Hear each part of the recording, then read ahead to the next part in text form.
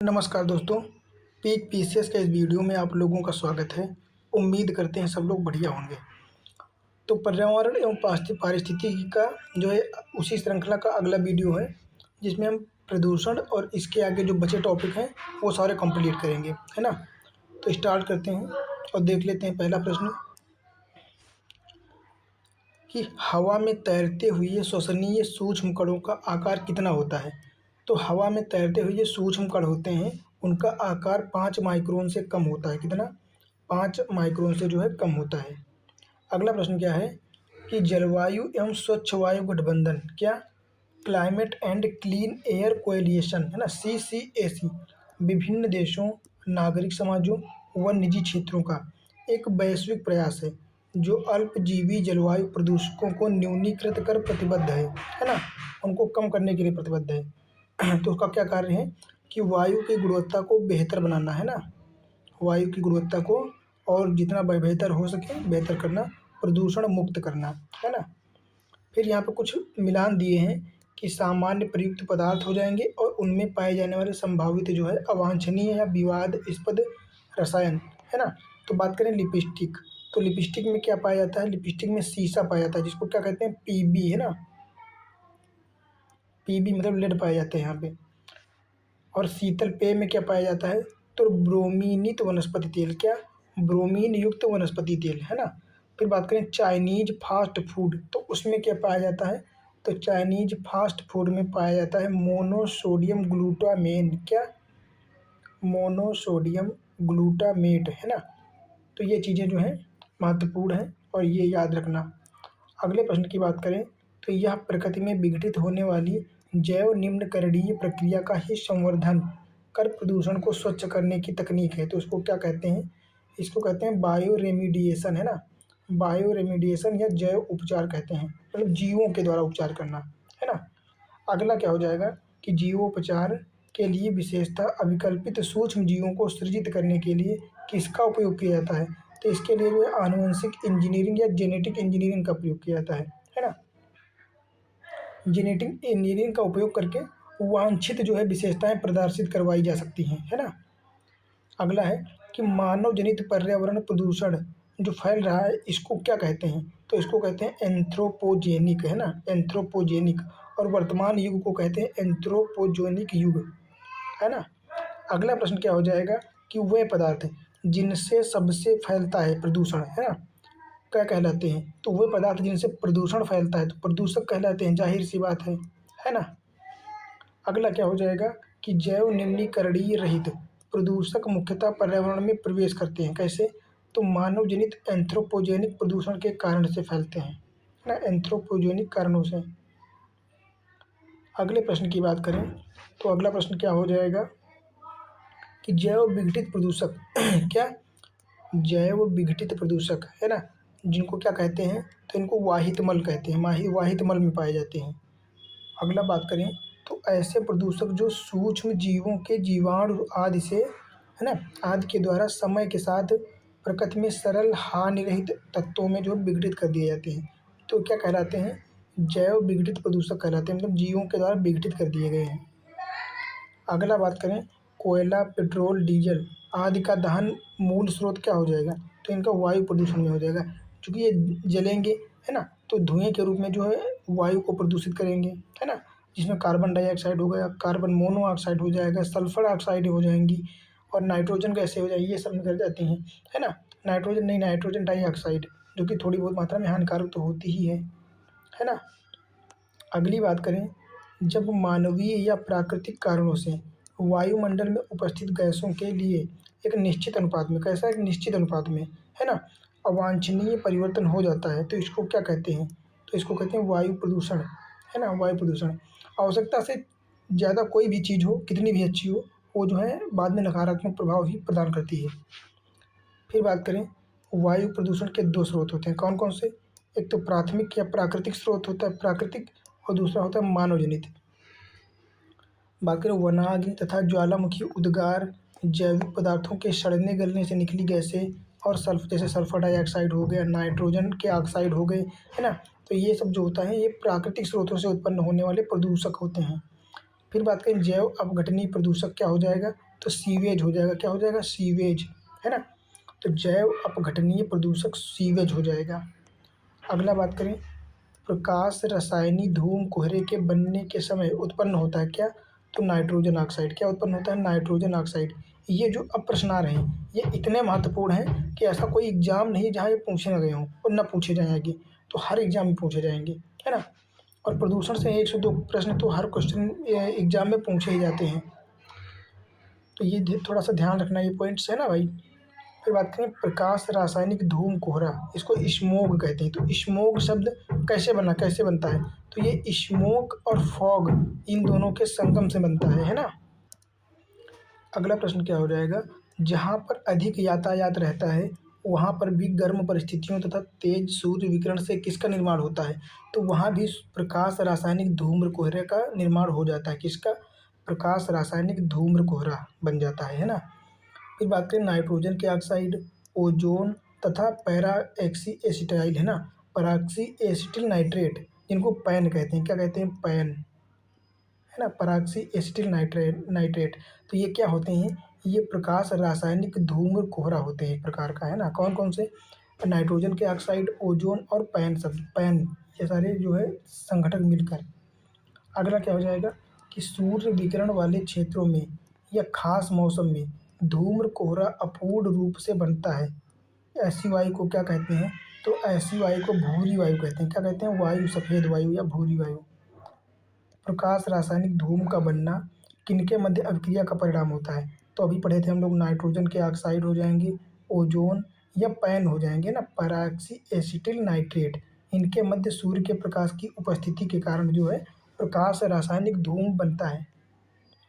अगला प्रश्न हो जाएगा, गर्म, शुष्क और तीव्र और विकिरण, है ना, तीव्र सौर विकिरण वाले महानगरों में वायुमंडलीय हाइड्रोकार्बन और वाहनों व बिजली संयंत्रों से निकलने वाली नाइट्रोजन डाइऑक्साइड, क्या, नाइट्रोजन ऑक्साइड, सूर्य के प्रकाश में अभिक्रिया करके कई सारे द्वितीयक प्रदूषक बनाती हैं। जैसे जैसे ओजोन को निर्माण हो जाता है, फॉर्मेल्डिहाइड बन जाता है, और पराक्सी एसिटिल नाइट्राइड, जिनको पेपैन कहते हैं, है ना।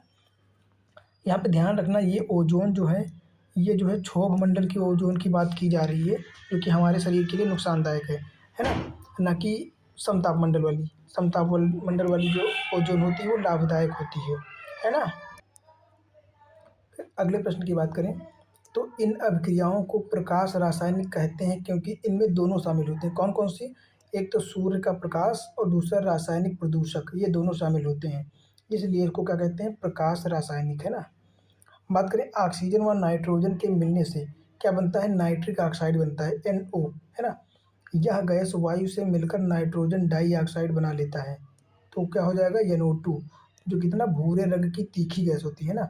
नाइट्रोजन डाइऑक्साइड कैसी होती है, तो एक तो भूरे रंग की होती है, दूसरा ऊपर से तीखी होती है ना, तीखी गंध वाली, खाने में तीखी नहीं। अगले प्रश्न की बात करें, तो नवजात ऑक्सीजन सूर्य के तीव्र प्रकाश की उपस्थिति में ऑक्सीजन के एक अणु ऑक्सीजन से क्रिया करके क्या बना लेती है, तो ये ओजोन बना लेगी, जाहिर सी बात है, 3O हो जाएंगे, है ना। फिर बात करें परऑक्सिल, क्या, पराक्सिल मूलक या तो ऑक्सीजन के अणुओं से मिलकर ओजोन बना लेते हैं या नाइट्रोजन डाइऑक्साइड से मिलकर निर्माण करते हैं। कौन, पैन हो जाएंगे, क्या, पैन, पराक्सी एसिटिल नाइट्रेट, है ना। अगला क्या हो जाएगा कि यह क्लोरोप्लास्ट को नुकसान पहुंचाता है और इस वजह से प्रकाश संश्लेषण की क्षमता एवं पौधों का विकास कम हो पाता है। यह कोशिका के माइटोकॉन्ड्रिया में होने वाले इलेक्ट्रॉन यातायात प्रणाली को भी बाधित करता है ना। यह एंजाइम प्रणाली को भी प्रभावित करता है। तो कौन हो जाएगा, ये पैन्स होते हैं ना, पराक्सी एसिटिल नाइट्रेट होते हैं।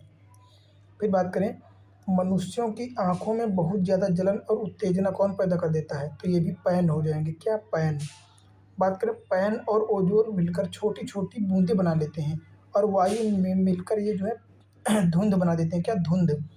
और अधिक धूम्र कोहरे के निर्माण से क्या, दृश्यता घट जाती है, मतलब नॉर्मल सिचुएशन में आप बहुत दूर तक देख लोगे, है ना, सीधे सीधे सामने अपने, पर अगर धुंध होगी तो दृश्यता कम हो जाएगी कि बहुत ज़्यादा दूर का हम लोग नहीं देख पाएंगे, है ना।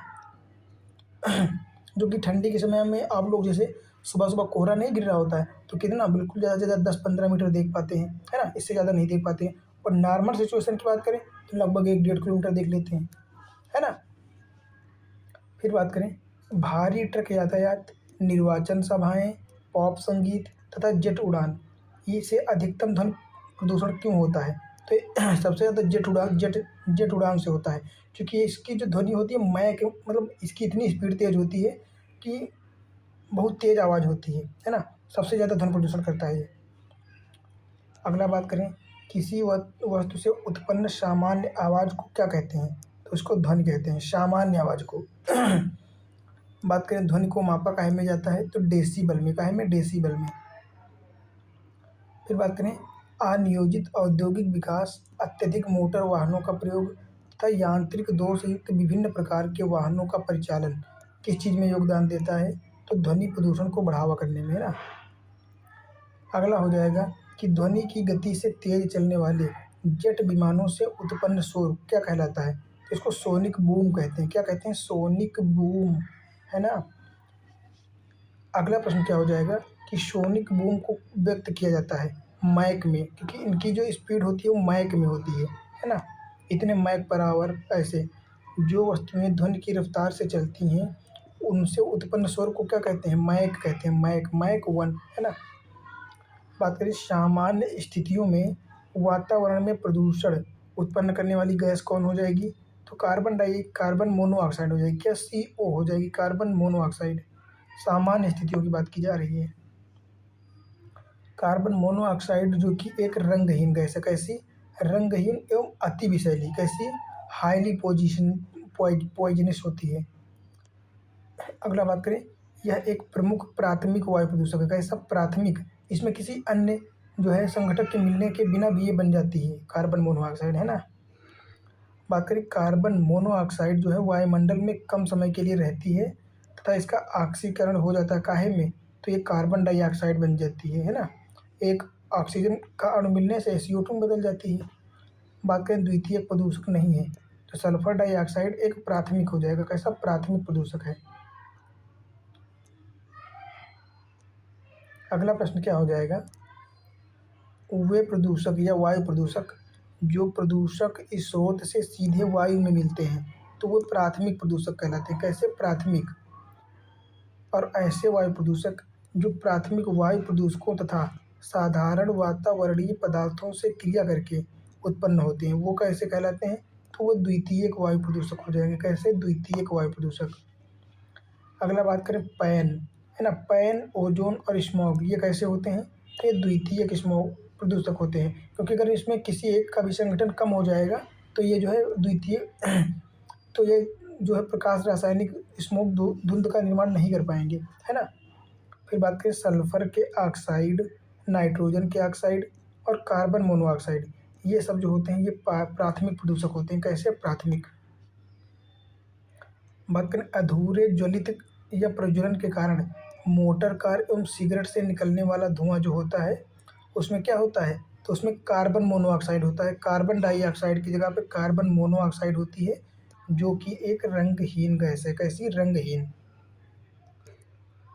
फिर बात करें तो यह रक्त के हीमोग्लोबिन के साथ जो है क्रिया करके एक स्थायी यौगिक बना लेती है जिससे हीमोग्लोबिन ऑक्सीजन को ऊतकों तक नहीं पहुंचा पाता है और यह मानव स्वास्थ्य के लिए अत्यंत हानिकारक गैस हो जाती है। तो कौन हो जाएगी? तो ये CO2 हो जाएगी, कार्बन मोनोऑक्साइड। बात करें तो कार्बन मोनोऑक्साइड जितनी जल्दी ऑक्सीजन जो है घुलती है ब्लड में उससे 300 गुना फास्ट कार्बन मोनोऑक्साइड जो है ब्लड में मिल जाती है, मिक्स हो जाती है। तो सोचो कितनी हानिकारक होगी, है ना। बात करें मोटर वाहनों से निकलने वाली निम्न में से कौन सी एक मुख्य प्रदूषक हो जाएगा? तो ये हो जाएगा कार्बन मोनोऑक्साइड, CO, है ना। बात करें वाहनों में पेट्रोल के जलने से धातु वायु प्रदूषित करती है, लेड। क्या हो जाएगा? लेड। फिर बात करें इंजन में नॉकिंग, है ना। देखते होंगे गाड़ियाँ जब खड़ी करते हैं तो उसमें एक से टक टक बाद में आवाज़ थोड़ी थोड़ी आती रहती है। तो इस नॉकिंग को रोकने के लिए किसका प्रयोग किया जाता है? तो इसके लिए लेड का प्रयोग किया जाता है। किसका? लेड का। बात करें बच्चों में दिमाग के विकास में बाधा पहुंचाता है और उनके बुद्धि लब्धि लेवल जिसको IQ कहते हैं तथा वयस्कों में जो है घटाता है और हृदय तथा श्वसन संबंधी बीमारियों को उत्पन्न करता है। तो ये क्या हो जाएगा, तो ये लेड हो जाएगा, जिसको पीबी कहते हैं, पीबी है ना। अगला हो जाएगा कि वायु प्रदूषकों में जो रक्त द्वारा दुष्प्रभावित कर मौत उत्पन्न क्या हो जाएगा कि वायु प्रदूषकों में जो रक्त धारा को दुष्प्रभावित करके मौत उत्पन्न करता है, तो कार्बन मोनोऑक्साइड हो जाएगा। क्या हो जाएगा, कार्बन मोनोऑक्साइड। बात करें वायु प्रदूषक ऑक्सीजन की अपेक्षा अधिक शीघ्रता से जो है हीमोग्लोबिन में घुल जाता है, तो कार्बन मोनोऑक्साइड हो जाएगा, जो कि कितना देख लेते हैं। यह गैस हीमोग्लोबिन अणुओं से ऑक्सीजन की तुलना में कितना 240 से 300 गुना अधिक तेजी से संयुक्त हो जाती है, मिल जाती है, जो कि अभी मैंने बताया भी था, है ना। तो जिस कारण वायु में पर्याप्त ऑक्सीजन होने पर भी सांस लेने में जो है प्रॉब्लम्स होने लगती, कठिनाइयाँ होने लगती हैं, और जो है दम घुटने जैसी स्थितियाँ महसूस होने लगती हैं। तो ये किसके कारण होता है, तो ये जब ऑक्सीजन की बजाय कार्बन मोनोऑक्साइड जो है अधिक मात्रा में घुल जाती है ब्लड में, हीमोग्लोबिन में, तब ऐसी प्रक्रियाएं होने लगती हैं, है ना। बात करें ozone, hydrogen sulphide, carbon dioxide तथा कार्बन मोनोऑक्साइड, इनमें से वायु प्रदूषक जो है सर्वाधिक हानिकारक कौन सा हो जाएगा, तो हो जाएगा कार्बन मोनोऑक्साइड, है ना। हालांकि ये स्थायी कम होता है, मतलब कम समय के लिए ही रहता है वायुमंडल में, पर हानिकारक बहुत ज़्यादा होता है ना। अगला बात करें तो भूमिगत जल को दूषित करने वाले अजैविक प्रदूषक कौन से हो जाएंगे, तो ये आर्सेनिक होता है। जो आर्सेनिक की बात करें तो बांग्लादेश और उत्तर प्रदेश, बिहार, इन क्षेत्रों में जल की मात्रा में सबसे ज़्यादा आर्सेनिक पाया जाता है। क्या, सबसे ज़्यादा आर्सेनिक पाया जाता है। फिर अगले प्रश्न की बात करें तो भारत में कई जगहों पर भूमिगत जल आर्सेनिक से संक्रमित है ना। यह संक्रमण मुख्यतः प्रकृति में पाए जाने वाले उत्पन्न आर्सेनिक से होता है, जो क्या उत्पन्न करता है, तो बेड रॉक उत्पन्न करता है। क्या, बेड रॉक, है ना, बेड रॉक से उत्पन्न होता है। फिर बात करें आर्सेनिक के लगातार संपर्क में रहने से क्या हो जाएगा, तो ब्लैक फुट रोग हो जाएगा। कौन सा, ब्लैक फुट। बात करें WHO वर्ल्ड हेल्थ ऑर्गेनाइजेशन के मानक के अनुसार आर्सेनिक की मात्रा कितनी होनी चाहिए, तो 0.05 मिलीग्राम पर लीटर।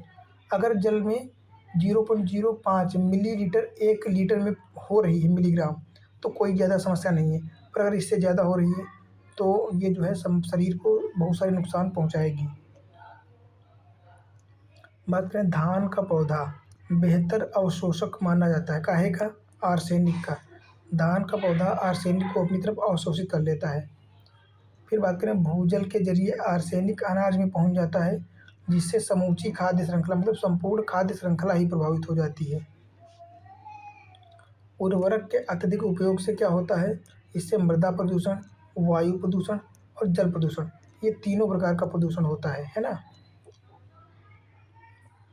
अब हम बात करेंगे, यह प्रदूषण विभिन्न प्रकार के फसलों के माध्यम से मानव एवं पशुओं के आहार श्रृंखला में भी पहुंचता है तथा विभिन्न प्रकार की गंभीर बीमारियों एवं मनुष्य एवं पशुओं को ग्रस्त करता है। क्या हो जाएगा, तो ये उर्वरक पदार्थ होते हैं, है ना। उर्वरक कौन कौन से, जैसे नाइट्रेट हो गया, नाइट्रोजन फास्फेट, DAP, ये सारी चीज़ें, है ना, यूरिया।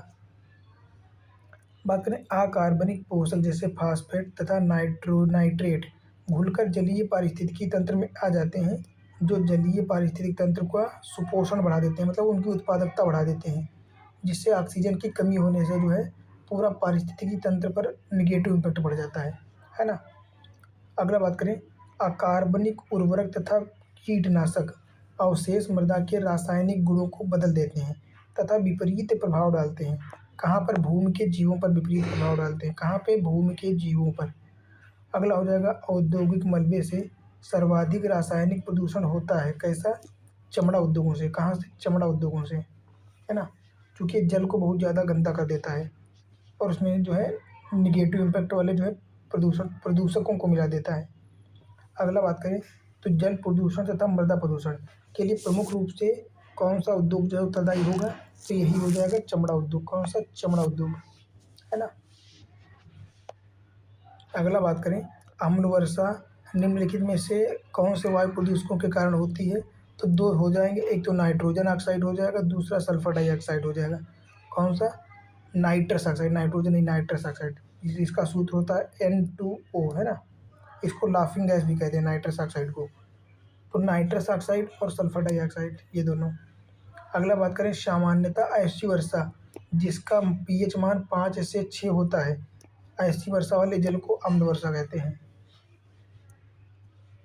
अगले पैराग्राफ में क्या लिखा है देख लेते हैं कि वातावरणीय प्रदूषण औद्योगिक निःसृतों एवं प्राकृतिक में होने वाली विभिन्न प्रक्रियाओं के परिणाम स्वरूप उत्पन्न सल्फर डाइऑक्साइड तथा नाइट्रस ऑक्साइड गैसें वायुमंडल में पहुंचकर ऑक्सीजन और बादल के जल के साथ रासायनिक अभिक्रिया कर लेती हैं और क्रमशः क्या बनाती हैं, एक तो सांद्र सल्फ्यूरिक एसिड बनाती हैं H2SO4 और HNO3 बनाती हैं नाइट्रिक अम्ल, है ना।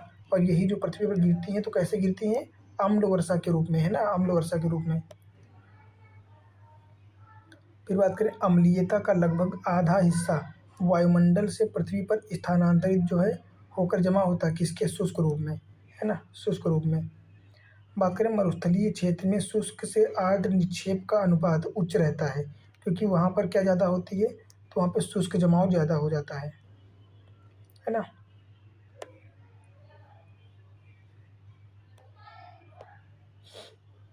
अगला देख लेते हैं क्या हो जाएगा।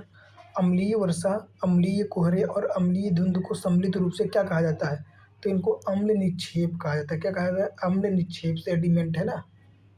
बात करें अम्ल वर्षा के लिए उत्तरदायी कौन कौन से हो जाएंगे, तो नाइट्रस ऑक्साइड एवं सल्फर डाइऑक्साइड।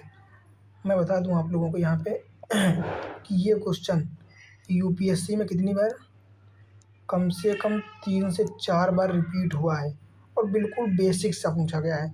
और अगर पीसीएस यूपी पीसीएस की बात करें तो ये कम से कम हर साल, मतलब हर दूसरे साल तो कंफर्म रिपीट किया गया, हर दूसरे साल। तो सोच सकते हैं कितने इम्पोर्टेंट हो जाएंगे ये सब। अगला क्या हो जाएगा, अगला हो जाएगा उद्योगों एवं यातायात के उपकरणों से निकलने वाली नाइट्रस ऑक्साइड और सल्फर डाइऑक्साइड, है ना, ये क्या अम्ल वर्षा के लिए जो है उत्तरदायी हो जाएंगे। अगला अंतर्राष्ट्रीय स्तर पर सल्फर के उत्सर्जन में कमी का प्रयास किया गया था, तो हेलसिंकी प्रोटोकॉल 1985 के तहत। कब, हेलसिंकी प्रोटोकॉल 1985। तो ये थोड़ा सा इम्पोर्टेंट है, तो ये आप लोग थोड़ा सा रट लेना, है ना। अगला बात करें मथुरा की तेल शोधनशालाओं से उत्सर्जित सल्फर डाइऑक्साइड से अम्ल वर्षा से क्षति किसको पहुंच रही है, तो ताजमहल के सौंदर्य को, क्योंकि उसके कलर में जो है कमी आ रही, ह्रास आ रहा है, उसका कलर जो है अपने आप कम होता जा रहा है। बात करें ताजमहल पर अम्ल वर्षा से जनित हानिकारक प्रभाव को रोकने के लिए भारत सरकार द्वारा क्या किया जा रहा है, तो ताप ट्रेपेजियम, क्या ताप ट्रेपेजियम जोन का निर्माण किया जा रहा है, ताज ट्रेपेजियम, क्या ताज। बात करें सल्फर डाइऑक्साइड गैस जिसको क्रैकिंग गैस कहते हैं, है ना, क्योंकि यदि लगातार यह पत्थर पर प्रवाहित की जाए तो पत्थर क्या हो जाता है, पत्थर टूट जाता है, क्षत विक्षत हो जाता है।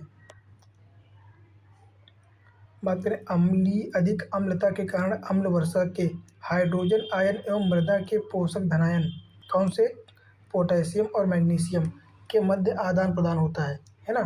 और इसके परिणाम स्वरूप पोषक तत्वों का निच्छालन हो जाता है, क्या होता है, लीचिंग। तो मृदा में क्या, पोषक तत्वों एवं मृदा की उर्वरता की कमी आ जाती है, समाप्ति हो जाती है। अगला बात करें तो अम्ल वर्षा में वे प्रदूषक हैं जो जल एवं हिम को प्रदूषित करते हैं। एक तो सल्फर डाइऑक्साइड हो जाएगा, दूसरा नाइट्रोजन डाइऑक्साइड, नाइट्रोजन ऑक्साइड हो जाएगा, है ना। फिर बात करें अम्ल वर्षा होती है तो बादल के जल एवं सल्फर डाइऑक्साइड प्रदूषकों के मध्य प्रतिक्रिया के माध्यम से, है ना। फिर बात करते हैं शंकुधारी वृक्षों के घने कैनोपी में पत्तियों के भूरे रंग के लिए उत्तरदायी क्या हो जाएगा, तो ये अम्ल वर्षा का निक्षेप हो जाएगा। क्या हो जाएगा, अम्ल वर्षा का निक्षेप। अगला बात करें अम्ल वर्षा से कम होती क्या, मृदा का पीएच मान कम हो जाएगा, तभी तो उसकी अम्लीयता बढ़ जाएगी, है ना। अगला बात करें अम्ल वर्षा जहरीली धातुओं को उनके प्राकृतिक रासायनिक यौगिकों से टूटने में मदद करती है। ये धातु पीने योग्य जल एवं मृदा में प्रवेश कर क्या गलत प्रभाव डालते हैं, दुष्प्रभाव, है ना, जो कि बच्चों के तंत्रिका तंत्र पर नकारात्मक प्रभाव डालकर उनको हानि पहुंचाता है ना। अगला बात करें वर्षा के पानी में घुलने से, वर्षा के पानी में घुलने से वर्षा का पानी अम्लीय हो जाता है, कौन से, तो सल्फर डाइऑक्साइड के कारण हो जाता है। अगला बात करें, एक वायु प्रदूषक गैस है और जीवाश्म ईंधन के ज्वलन के स्वरूप जो उत्पन्न होती है, तो कौन सी हो जाएगी? ये सल्फर डाइऑक्साइड ही हो जाएगी। कौन सी? Sulphur dioxide.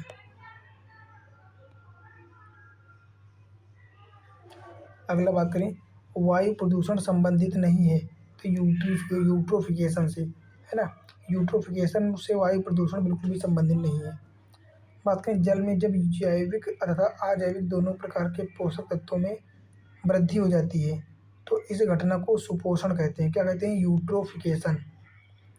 अत्यधिक पोषकों की उपस्थिति में शैवालों का विकास तेजी से होने लगता है। इसको क्या कहते हैं? इसको एल्गल ब्लूम कहते हैं। क्या? एल्गल ब्लूम, है ना। क्योंकि ऐसा जल जिसमें अधिक पोषक तत्व, जैसे नाइट्रोजन युक्त पानी आ गया, है ना, या फिर किसी प्रकार का उसमें फास्फोरस किसी ने डाल दिया, इस प्रकार के पानी के मिक्सर से जो है उसकी पोषकता बढ़ जाती है, जिसके जो उसमें ब्लू ग्रीन एल्गी या इस प्रकार की कोई चीज़ें होती हैं तो वो जो है बहुत जल्दी वृद्धि करती हैं और इस प्रकार जो है वाटर के ऊपर एक लेयर बन जाती है। और जब लेयर बन जाएगी तो उसके नीचे जो जीव जंतु होते हैं उनके लिए सूर्य के प्रकाश और ऑक्सीजन की कमी होती चली जाएगी, फिर जिससे इसी को कहते हैं ब्लैक डेथ, है ना। तो नीचे के जो है पारिस्थितिकी तंत्र बिल्कुल भी काम करने के लायक नहीं होता है या निष्प्रभावित हो जाता है। फिर बात करें, एस्बेस्टस फाइबर से घिरे वातावरण से में ज़्यादा देर रहने से क्या हो जाएगा? तो एस्बेस्टोसिस हो जाएगा। क्या हो जाएगा? एस्बेस्टोसिस। बात करें, फ्लाई ऐश एक प्रदूषक दहन उत्पाद है जो जलाने से क्या कोल या पत्थर के कोयले को जो है उत्पन्न करता है। बात करें, कोल के दहन से फ्लाई ऐश उत्पन्न होता है। क्या? Fly ash. और फ्लाई ऐश के नकारात्मक और सकारात्मक दोनों प्रकार के जो है फायदे और नुकसान दोनों हैं। देख लेते हैं अभी आगे। कोयला आधारित ताप विद्युत घरों से उत्पन्न होने वाले इस सूक्ष्म पाउडरों से जीवों में होता है, क्या होता है? तो जीव जंतुओं में श्वसन संबंधी विकृतियां उत्पन्न हो जाती हैं। अगला बात करें, तो जिसे वायु में मिलने से रोकने के लिए इलेक्ट्रोस्टैटिक अवक्षेपण, क्या? इलेक्ट्रोस्टैटिक प्रेसिपिटेटर या अन्य कण निस्यंदन उपकरणों का प्रयोग किया जाता है। क्या कहलाता है? तो उसको कहते हैं फ्लाई ऐश, है ना, फ्लाई ऐश। ग्रीन मफलर किससे संबंधित है? तो ये ध्वनि प्रदूषण से संबंधित है। ग्रीन मफलर क्या कहलाता है? ग्रीन मफलर का मतलब ये होता है कि जो शहर होता है और उस पर जो रोड होती है ना, रोड के चारों तरफ जो पेड़ पौधे लगा करके ध्वनि को एक तरफ से दूसरी तरफ जाने के लिए रोका जा सकता है ना, इसको कहते हैं जो ग्रीन मफलर। फिर अगला बात करें, तो विशालकाय हरे पौधे अधिक ध्वनि प्रदूषण वाले क्षेत्रों में रोपित किए जाते हैं क्योंकि उनमें ध्वनि तरंगों को अवशोषित करने की क्षमता होती है और ध्वनि प्रदूषण को नियंत्रित करने के लिए हरे पौधों का प्रयोग ग्रीन मफलर कहलाता है। बात करें, भोपाल गैस त्रासदी जो कि मिथाइल आइसोसाइनेट गैस का रिसाव हुआ था, जो कि भोपाल मध्य प्रदेश में कब हुआ था? 3 दिसंबर 1984 हो जाएगा। कब? 3 दिसंबर 1984। हाल ही में इससे संबंधित एक मूवी आई है, क्या नाम है उसका? रेलवे मैन, है ना, रेलवे मैन नाम है। आप लोग देख लेना, तो इस घटना की पूरी जानकारी यहाँ से अपने आप मिल जाएगी। बहुत अच्छी मूवी है, मूवी नहीं वेब सीरीज है, जो कि 4 से 5 घंटे, 3.5-4 घंटे की है। आप चाहें तो देख सकते हैं, है ना, इससे कोई नुकसान नहीं होने वाला है आपका। अगला बात करें, भोपाल में यूनियन कार्बाइड फैक्ट्री से जो गैस रिसाव हुआ था वो कौन सी गैस थी? तो मिथाइल आइसोसाइनेट थी। कौन? Methyl isocyanate. बात करें भोपाल गैस त्रासदी में, तो वही हो जाए मिथाइल, है ना, मिथाइल आइसोसाइनेट। सारे कितनी बार वही क्वेश्चन पूछा गया घुमा घुमा के, है ना। पॉलीथीन की थैलियों को नष्ट नहीं किया जा सकता क्योंकि वे पॉलीमर की बनी होती हैं और जैव अपघटनीय नहीं होती हैं, है ना, अजैव निम्नीकृत होती हैं ये। बात करें, मूलतः कार्बन एवं हाइड्रोजन के अणुओं के मिलने से बनता है और जो कि C2H4 है ना, एथिलीन पॉलीमर बहुलक होता है। तो ये पॉलीथीन का हो जाएगा। किसका? पॉलीथीन का।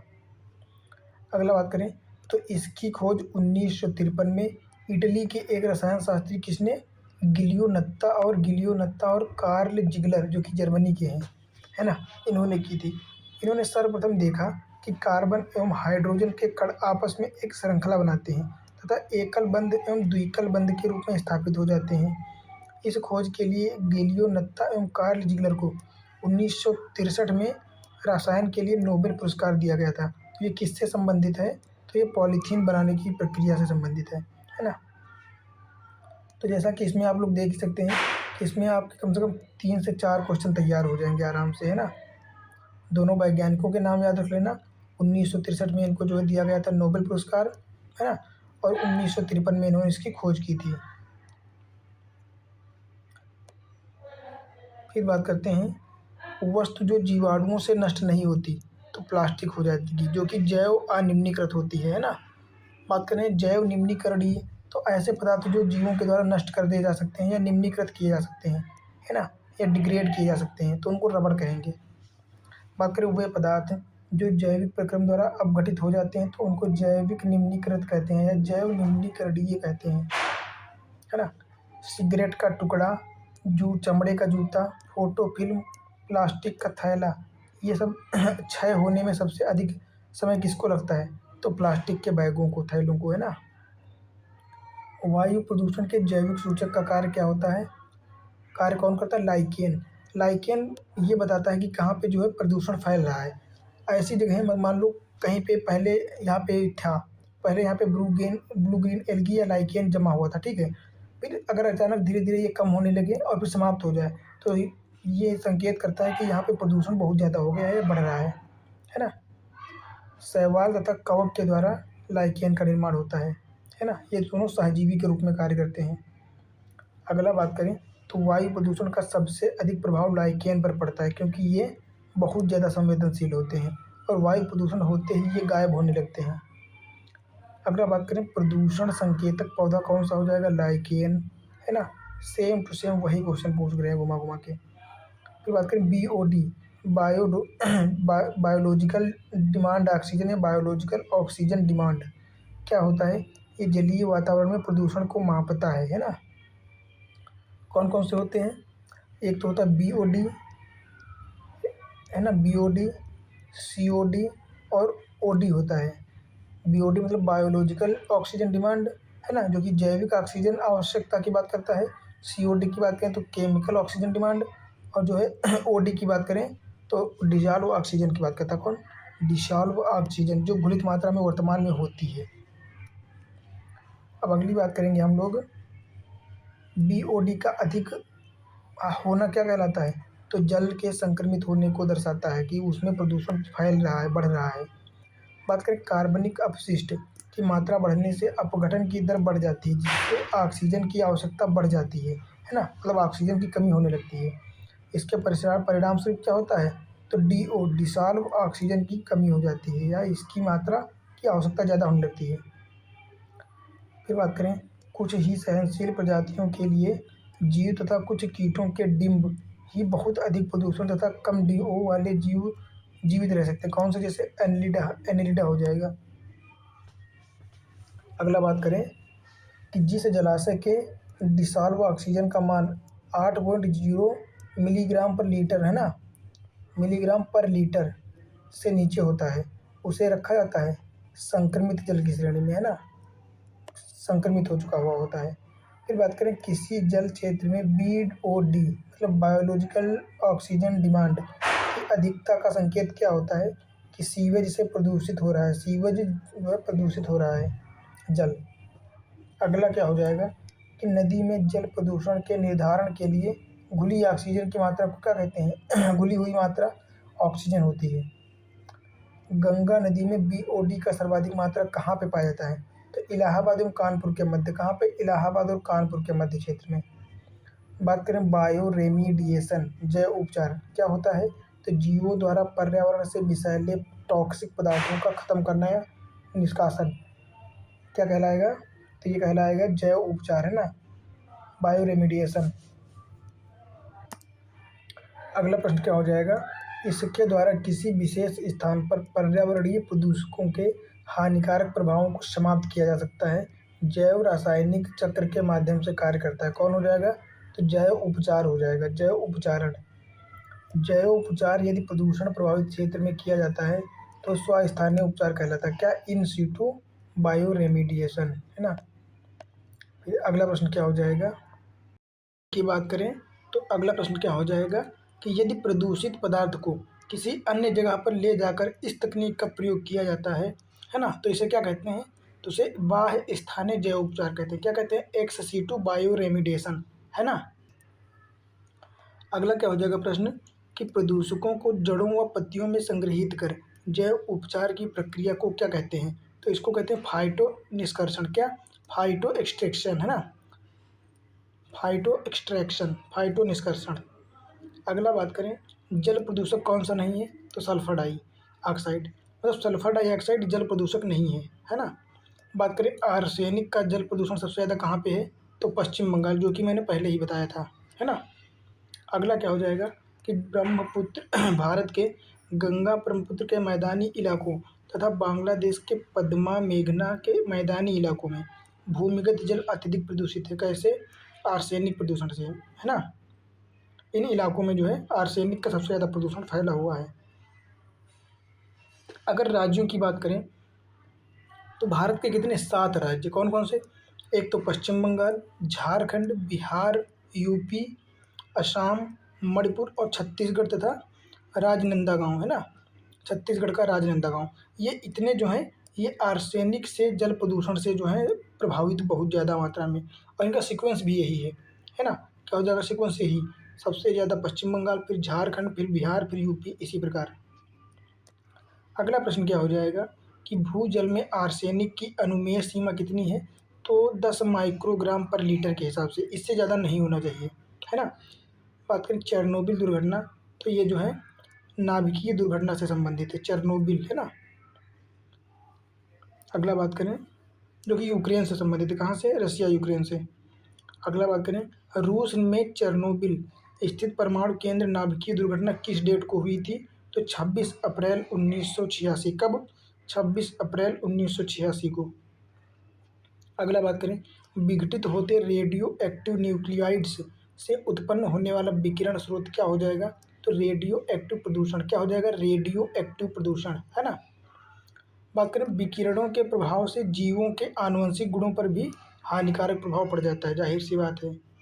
जैवीय रूप से अपघटित मल, क्या होता है? मल, ये जैविक रूप से अपघटित होता है। बात करें स्वचालित वाहन निर्वातक का सबसे अविषालु, कौन सा? सबसे अविषालु धातु प्रदूषक क्या हो जाएगा? तो लेड होगा, पीबी, है ना। अगले प्रश्न की बात करें तो स्वचालित वाहनों में एंटी नॉकिंग एजेंट के रूप में लेड का प्रयोग किया जाता है। किसका? लेड का। अगला प्रश्न क्या होगा? केंद्रीय तंत्रिका तंत्र, मस्तिष्क, पाचन तंत्र, इन सभी को जो है लेड के कारण प्रभाव पड़ जाता है, वो भी नकारात्मक प्रभाव, है ना। अगला प्रश्न क्या होगा? पेयजल में अगर कैडमियम की अधिकता हो जाती है, काहे की? कैडमियम की, तो इससे इटाई रोग हो जाता है। और अगर पारे की मात्रा ज़्यादा हो जाती है जल में, तो इससे हो जाता है मिनीमाटा रोग। कौन सा? मिनीमाटा रोग, है ना। बात करें 1987 से इस अधिनियम में ध्वनि प्रदूषण को भी शामिल कर दिया गया, तो कौन सा हो जाएगा अधिनियम? तो वायु प्रदूषण एवं नियंत्रण अधिनियम 1981 के तहत। किसके? वायु प्रदूषण एवं नियंत्रण अधिनियम 1981। फिर बात करें भारत का सबसे प्रदूषित नगर कौन सा हो जाएगा? तो अंकलेश्वर हो जाएगा। कौन सा? अंकलेश्वर, है ना। बात करें जनवरी माह में उत्पन्न मौसमी कारक था। क्या? जनवरी माह में उत्पन्न मौसमी कारक था जो उत्तर भारत में असाधारण ठंड का कारण बन जाता है, तो क्या हो जाएगा? ला नीना, है ना। ला नीना आप लोग शायद जानते भी होंगे, ला नीना, अल नीनो, है ना, ये दोनों।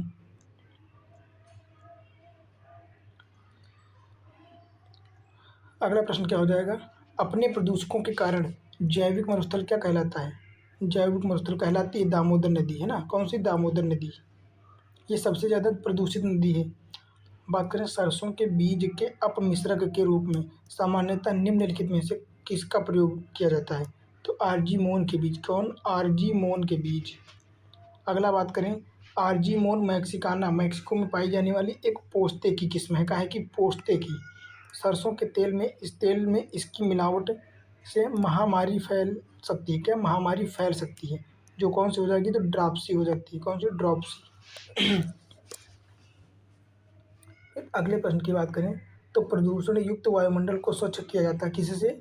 वर्षा के माध्यम से, है ना। वर्षा, बारिश कराकर वायुमंडल को स्वच्छ किया जाता है। अगला बात करें तो भारत की समुद्री जल में हानिकारक शैवाल प्रस्फुटन में हो रही वृद्धि पर चिंता व्यक्त की गई है। इस संवृत्ति का क्या कारण या तत्व हो सकते हैं? कौन कौन से?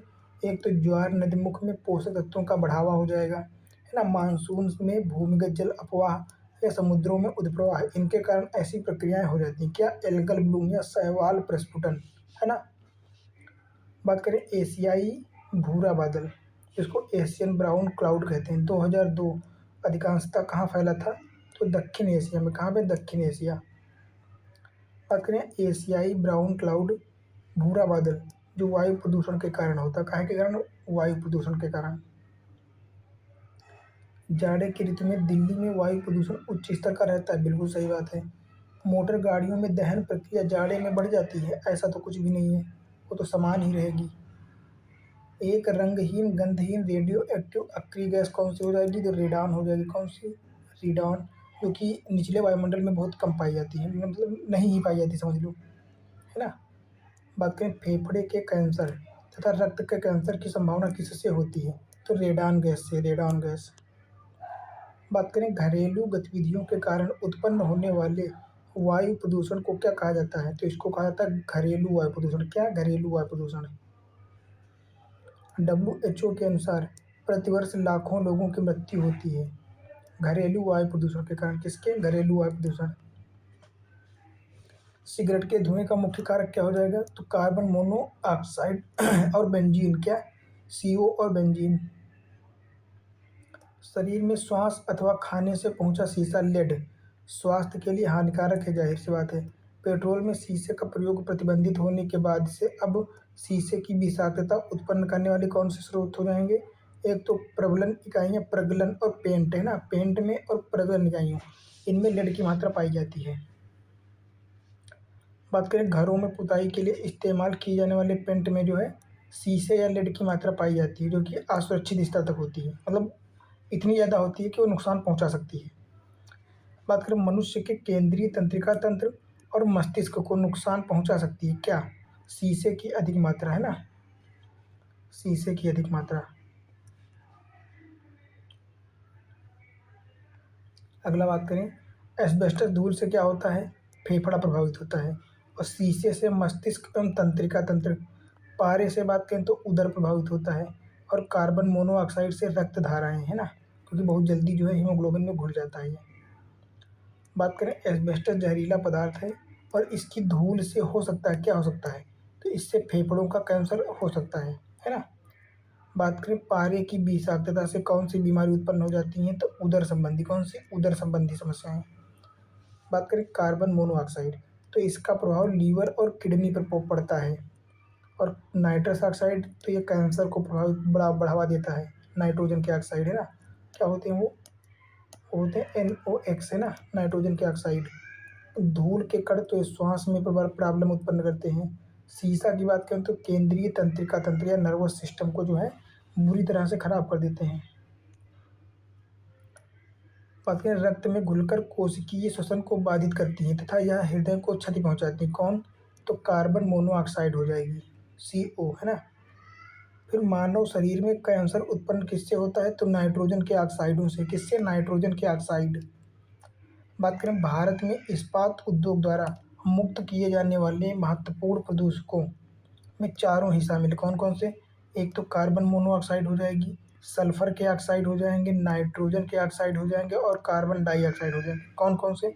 Carbon dioxide, carbon monoxide, sulphur के ऑक्साइड और नाइट्रोजन के ऑक्साइड। फिर बात करें ऑक्सीजन की सीमित आपूर्ति में कार्बन के ऑक्सीकरण से कार्बन मोनोऑक्साइड उत्पन्न होता है। कैसे? वात्या भट्टी। कौन सी? ब्लास्ट फर्नेस से। कैसे? ब्लास्टिंग फर्नेस से, है ना, वात्या भट्टी। अम्ल वर्षा से वे देश जो सर्वाधिक प्रभावित होते हैं, कौन कौन से? एक तो नॉर्वे हो जाएगा, दूसरा कनाडा हो जाएगा, तो ये भी थोड़ा सा इम्पोर्टेंट हो जाएगा, है ना। बात करें जर्मनी तथा यूनाइटेड किंगडम, मतलब ब्रिटेन में स्थित मिलों से उत्सर्जित सल्फर डाइऑक्साइड और नाइट्रोजन के ऑक्साइड के कारण अधिक अम्ल वर्षा कहाँ कहाँ पे होती है? तो नॉर्वे, स्वीडन, इस इलाके में, है ना, उत्तरी सागर के आसपास। बात करें अम्ल वर्षा को कहा जाता है झील कातिल। क्या? लेक किलर, लेक किलर, है ना। चाइना, जापान, नॉर्वे और यूएसए में जिस देश में सर्वाधिक अम्ल वर्षा होती है तो कहाँ पे हो जाएगा, तो नॉर्वे में। सबसे ज़्यादा अम्ल वर्षा नॉर्वे में होती है। कहाँ पे, नॉर्वे में। बात करें अंतर्राष्ट्रीय अम्ल वर्षा सूचना केंद्र कहाँ पे स्थापित है, तो मानचेस्टर हो जाएगा। मानचेस्टर, मैनचेस्टर है ना।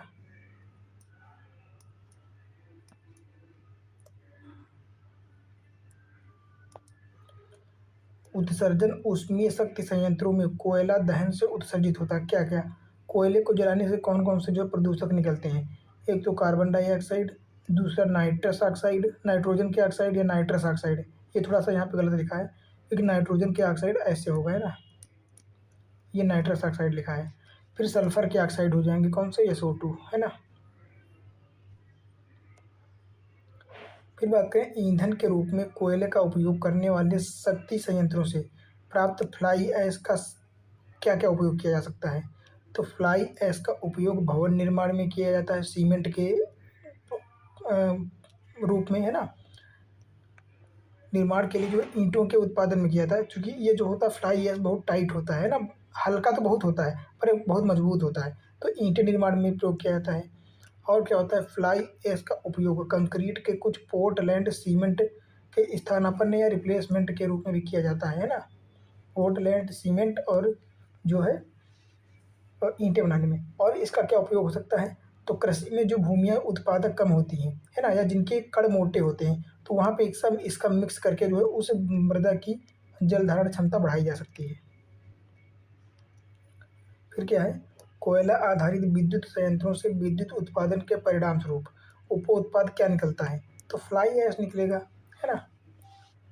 बात करें, यह सूक्ष्म पाउडर होता है जो वायु के साथ दूर तक यात्रा करता है और इसमें सीसा, आर्सेनिक, कॉपर जैसी जहरीली धातुएं होती हैं, तो ये फ्लाई ऐश हो जाएगा, है ना। क्या हो जाएगा, फ्लाई ऐश। हालांकि फ्लाई ऐश में सभी प्रकार के जो है सभी तत्व पाए जाते हैं थोड़ी बहुत मात्रा में, है ना। फिर बात करें अनाजों और तिलहनों के अनुपयुक्त रख रखाव और भंडारण के परिणाम स्वरूप आविशों का उत्पादन होता है ना, जिन्हें क्या कहते हैं, एफ्लाटॉक्सिन के नाम से जाना जाता है, जो सामान्यतः भोजन बनाने की आम विधि द्वारा नष्ट नहीं होते हैं।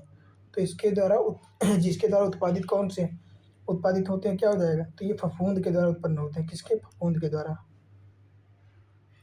मुख्यतः एस्परजिलस फ्लेवस, है ना, ये किसके द्वारा उत्पन्न होता है, तो ये एफ्लाटॉक्सिन के द्वारा उत्पन्न होता है। बात करें एफ्लाटॉक्सिन में एक कैंसर जनक पदार्थ होता है, उसको क्या कहते हैं, तो इससे यकृत कैंसर हो जाता है, यकृत का कैंसर। बात करें वायु प्रदूषण की रोकथाम की एक यांत्रिक विधि कौन सी नहीं है, तो साइक्लोन डिवाइडर जो है ये इसके लिए प्रयोग नहीं की जाती है। कारखानों की चिमनियों से निकलने वाले धुएं तथा कालिख के साथ मिश्रित कणकीय पदार्थ, है ना, उनको अलग करने के लिए किसका प्रयोग किया जाता है, विशिष्ट फिल्टर। तो हो जाएगा बैग फिल्टर। किसका, बैग फिल्टर। बात करें 50 माइक्रोन से कम व्यास वाले कणकीय पदार्थों को पृथक करने के लिए बैग फिल्टर का प्रयोग किया जाता है। किसका, तो बैग फिल्टर का। बात करें रेडियोधर्मी प्रदूषण, तो यह पशुओं में आनुवंशिक परिवर्तन लाता है, जाहिर सी बात है। यह रक्त संचार में व्यवधान पैदा करता है और कैंसर पैदा कर देता है। कौन, रेडियोधर्मी पदार्थ। यह तेलीय पंख तथा बिखरे हुए तेल के उपचार हेतु पारिस्थितिकी के अनुकूल विकसित प्रौद्योगिकी है। क्या कहते हैं इसको, आयल जयपर कहते हैं। क्या, आयल जयपर। आयल जयपर एक बैक्टीरिया संकाय है। क्या है आयल जयपर, तो एक बैक्टीरिया संकाय है। यह 5 बैक्टीरियाओं को मिलाकर विकसित किया जाता है ना। 5 बैक्टीरियाओं को मिलाकर बनाया जाता है। इसमें उपस्थित बैक्टीरिया तेल में मौजूद हाइड्रोकार्बन यौगिकों को अपना भोजन बनाते हैं। काहे को, हाइड्रोकार्बन यौगिकों को, तथा उनको काहे में परिवर्तित कर देते हैं, हानि रहित कार्बन डाइऑक्साइड एवं जल, इसमें जो है परिवर्तित कर देते हैं।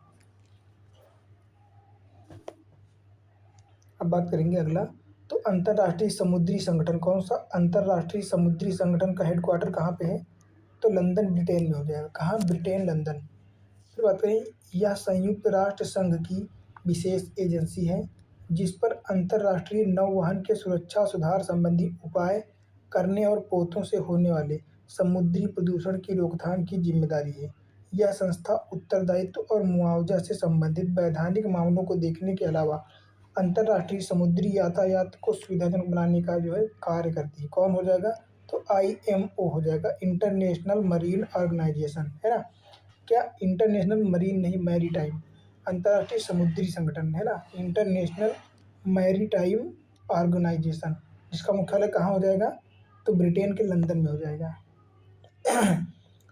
बात करें जैव शौचालय प्रणाली में अपशिष्ट पदार्थों को विखंडित कर उसे पानी और मीथेन या गैस में परिवर्तित कर देता है कौन, तो अवायवीय जीवाणु, है ना। ये क्वेश्चन यूपीएससी का है। कहाँ का, यूपीएससी का। अगला बात करें, जैव शौचालय प्रणाली में पानी को टैंक में जमा कर उसे क्लोरीन के मदद से साफ कर दिया जाता है, जबकि गैस हो जाती है, क्या गैस वाष्पीकृत हो जाती है।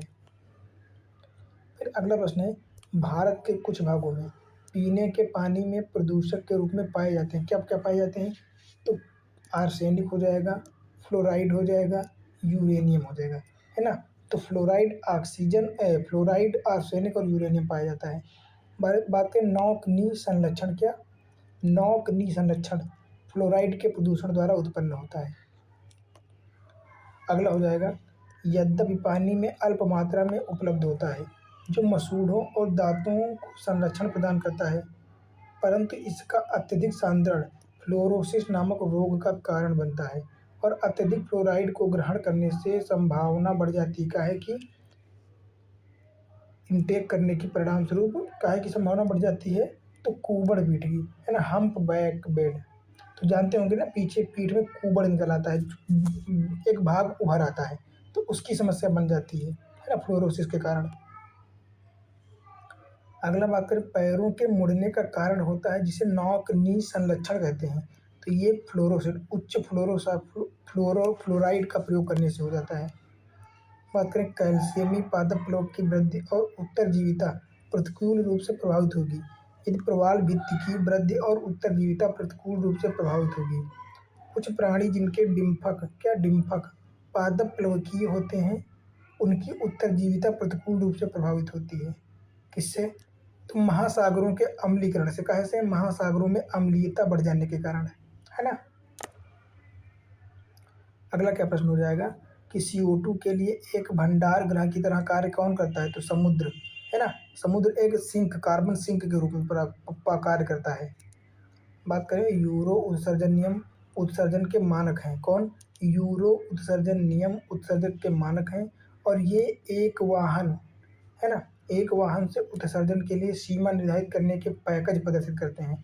इसके अंतर्गत क्या आता है, CO आता है, कार्बन मोनोऑक्साइड और हाइड्रोकार्बन तथा नाइट्रोजन ऑक्साइड आते हैं। यूरोपीय देशों में 1992 में यूरो मानक प्रथम तथा 1997 में यूरो मानक सेकंड लागू किया गया था, है ना। तो ये थोड़ा सा आप लोग ध्यान रखना, ये बहुत महत्वपूर्ण प्रश्न हो जाएगा। फिर अगला प्रश्न क्या है कि वाहनों से निकलने वाले प्रदूषकों को नियंत्रित करने के लिए चरणबद्ध रूप से यूरो मानकों का भारत में क्रियान्वयन करने की संस्तुति किसने की, तो माशेलकर समिति ने। किसने, माशेलकर समिति, माशेलकर समिति, है ना।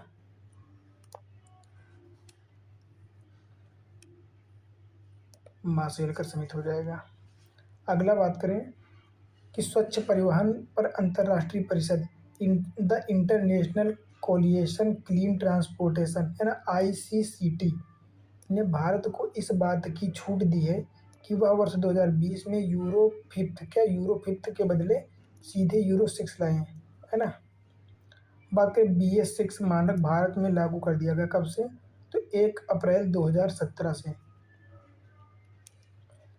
यूरो सेकंड मानकों को पूरा करने के लिए, है ना, यूरो सेकंड मानकों को पूरा करने के लिए अति सल्फर क्या अति अल्प सल्फर डीजल में जो है मिश्रित करनी चाहिए, कितने 0.05% या इससे भी कम।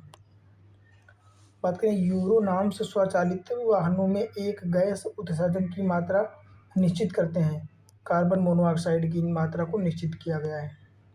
बात करें, हमारे देश के शहरों में वायु गुणवत्ता सूचकांक, क्या एयर क्वालिटी इंडेक्स का परिकलन करने में साधारणतया वायुमंडलीय गैसों में विचार किया जाता है, कौन कौन सी, एक तो कार्बन मोनोऑक्साइड हो जाएगा, फिर क्या हो जाएगा नाइट्रोजन डाइऑक्साइड और सल्फर डाइऑक्साइड, है ना, ये चीज़ें हो जाएंगी। बात करें भारत में मुख्य 8 प्रदूषकों के आधार पर बनाया गया क्या वायु गुणवत्ता सूचकांक है ना, AQI एयर क्वालिटी इंडेक्स। शहरों में बढ़ते वायु प्रदूषण को रोकने के लिए पर्यावरण एवं वन मंत्रालय द्वारा राष्ट्रीय वायु गुणवत्ता सूचकांक NAQI national air quality index कब जारी किया गया था? वो 17 अक्टूबर 2014। कब? 17 अक्टूबर 2014। अब यह सूचकांक शहरी क्षेत्रों में वायु प्रदूषण का स्तर बढ़ाने के लिए एक संख्या एक रंग है ना, एक संख्या एक रंग के रूप में कार्य करता है। तो ये कौन सी पहल हो जाएगी? हो जाएगी स्वच्छ भारत अभियान के तहत, स्वच्छ भारत अभियान है ना। बात करें वाहनों में उत्सर्जित कार्बन मोनोऑक्साइड और कार्बन डाइऑक्साइड में परिवर्तित है ना, कार्बन मोनोऑक्साइड को कार्बन डाइऑक्साइड में परिवर्तित करने वाली उत्प्रेरक परिवर्तन सिरेमिक डिस्क काहे की होती है? तो स्तरित होती है तो पैलिडियम से। कहाँ से? पैलिडियम से। बात करें अगला, मृदा प्रदूषण औद्योगिक प्रदूषण की अपेक्षा अधिक खतरनाक है। ठीक है। उर्वरक तथा कीटनाशक भोजन की श्रृंखला में प्रवेश करते हैं, बिल्कुल सही बात है, और एक दूसरे की व्याख्या भी करते हैं। अगला बात करें, उर्वरक, पीड़कनाशी, कीटनाशी और शाकनाशी मृदा में प्राकृतिक तथा भौतिक, रासायनिक और जैविक गुणों को नष्ट करके मृदा को बेकार कर देते हैं और रासायनिक उर्वरक नष्ट कर देते हैं। जैसे मृदा के सूक्ष्म जीवों के द्वारा ये प्रक्रिया की जाती है। किसके द्वारा? तो ये कार्य मृदा में जो सूक्ष्म जीव होते हैं ना, माइक्रो ऑर्गेनिज्म, उनके द्वारा किया जाता है।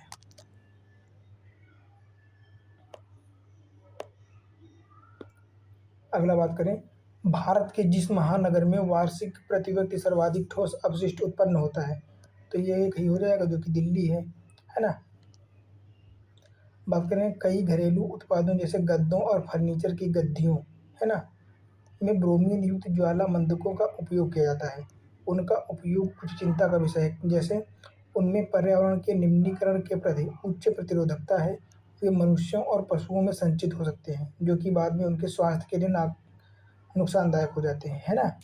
बात करें रासायनिक, जैविक तथा फोटोलिटिक प्रक्रियाओं द्वारा पर्यावरण में निम्नीकरण से प्रतिरोधी कार्बनिक यौगिकों को क्या कहते हैं? तो इनको कहते हैं पॉप्स। क्या? POPs, pops, persistent organic pollutants है ना, जो कि चिर स्थायी कार्बनिक प्रदूषक होते हैं। बात करें स्थायी जैव प्रदूषकों पर, स्टॉकहोम अभिसमय द्वारा कुछ चिर स्थायी कार्बनिक प्रदूषकों की सूची शामिल की गई थी, जो कैसे थे? ब्रोमीन युक्त ज्वालामंदक। कौन से? ब्रोमीन युक्त ज्वालामंदक। बात करें विभिन्न उत्पादों के विनिर्माण में उद्योग द्वारा प्रयुक्त होने वाले कुछ रासायनिक तत्वों के नैनो कणों के बारे में कुछ चिंता है, क्योंकि वे पर्यावरण में संचित हो सकते हैं। क्या? पर्यावरण में संचित हो सकते हैं तथा जल और मृदा को संदूषित कर सकते हैं, है ना। और क्या कर सकते हैं? खाद्य श्रृंखला में प्रविष्ट कर सकते हैं तथा मुक्त मूलकों के उत्पादन को विमोचित कर सकते हैं। तो ये सारे जो है नकारात्मक इम्पैक्ट डाल सकते हैं। अब बात करेंगे जल संरक्षण की। हम कहें कि जल संरक्षण है ना, अब हम लोग बात करेंगे जल संरक्षण की। कहें कि जल संरक्षण से संबंधित प्रश्नों की, है ना। तो देख लेते हैं फिर। इसका पहला प्रश्न क्या हो जाएगा? झारखंड राज्य, क्या? झारखंड राज्य गंगा नदी संरक्षण प्राधिकरण कब गठित हुआ था? तो ये हो जाएगा 2009 में। कब? 2009, है ना। अगला क्या हो जाएगा? जल प्रदूषण निवारण तथा नियंत्रण अधिनियम कब लाया गया था? तो ये 1974 में लाया गया था और 2023 में जो है PCS में पूछा गया। कहा है में UP PCS 2023 में पूछा गया था ये क्वेश्चन। अगले प्रश्न की बात करें तो विश्व जल संरक्षण दिवस कब मनाया जाता है? तो विश्व जल संरक्षण दिवस मनाया जाता है 22 मार्च को। कब? 22 मार्च को। जैविक संसाधन, शुद्ध जल जैविक संसाधन नहीं है ना। बात करें भारत सरकार द्वारा केंद्रीय गंगा प्राधिकरण, क्या? केंद्रीय गंगा प्राधिकरण कब गठित किया गया था? तो ये 1985 हो जाएगा। कब हो जाएगा? 1985, है ना। अगला बात करें, सितंबर 1995 में इसका नाम बदलकर राष्ट्रीय नदी संरक्षण प्राधिकरण मतलब NRCA कर दिया गया था। किसका? तो केंद्रीय गंगा प्राधिकरण का, इसका, है ना। वर्तमान में इसे राष्ट्रीय नदी संरक्षण प्राधिकरण के नाम से जाना जाता है और इसके अध्यक्ष कौन होते हैं? तो केंद्रीय गंगा प्राधिकरण, केंद्रीय प्रधानमंत्री होते हैं। कौन? केंद्रीय गंगा प्राधिकरण के मंत्री कौन होते हैं? अध्यक्ष तो प्रधानमंत्री हो जाएंगे, भारत के प्रधानमंत्री कौन है वर्तमान में? नरेंद्र मोदी, है ना।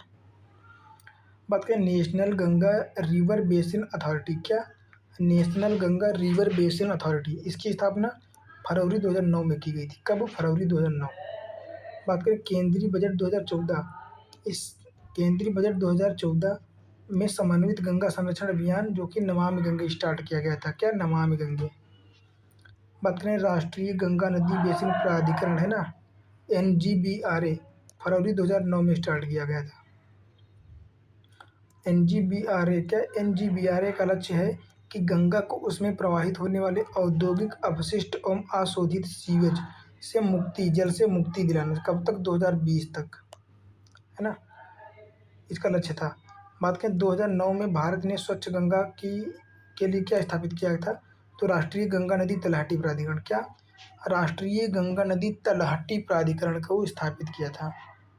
बात करें जिस पर्यावरणविद को जल पुरुष, क्या वाटरमैन कहा जाता है, कौन हो जाएंगे? तो ये हो जाएंगे राजेंद्र सिंह, है ना। बात करें तरुण भारत संघ, क्या तरुण भारत संघ नामक गैर सरकारी संगठन के चेयरमैन राजेंद्र सिंह हो जाएंगे। बात करें पीने के पानी को शुद्ध करने के लिए किसका प्रयोग किया जाता है?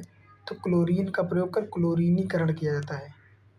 मरुस्थलीय क्षेत्रों में जब जलहास को रोकने के लिए पर्ण रूपांतरण होता है, क्या पर्ण रूपांतरण, तो इसमें कौन सी प्रक्रिया होती है? एक तो पौधे जो होते हैं वो कठोर एवं मोमी पर्ण पत्तियां होती हैं, लघु मतलब छोटे पत्तियां होती हैं, और पर्णहीनता होती है, पत्तों की जगह पर उनमें कांटे निकले होते हैं, है ना, ये ताकि जल का हास कम से कम हो सके। बात करें रेगिस्तान में पाए जाने वाले पौधों में पत्तियों की जलहान को कम करने के लिए पत्तियों की बजाय पे उनकी जगह पे कांटे होते हैं, पत्तियों की जगह पे, है ना, कौन से? जैसे नागफनी हो गया या और भी ऐसे ही पौधे। अगर गंगा नदी डॉल्फिन की समष्टि में हास के लिए शिकार चोरी के अलावा कौन सा कारण संभावित है? तो नदियों पर बांधों और बैराजों का निर्माण हो जाएगा। और क्या हो जाएगा? संयोग से मछली पकड़ने के जालों में फंस जाना, नदियों के आसपास के फसल खेतों में संश्लिष्ट उर्वरकों एवं अन्य कृषि रसायनों का इस्तेमाल होना। अगला क्या हो जाएगा? IUCN मतलब international union conservation of nature ने इन्हें रेड लिस्ट की सूची में डाला है, किसको? गंगेटिक डॉल्फिन को। तो कौन सी कैटेगरी में आती हैं? संकटग्रस्त, है ना, एंडेंजर्ड।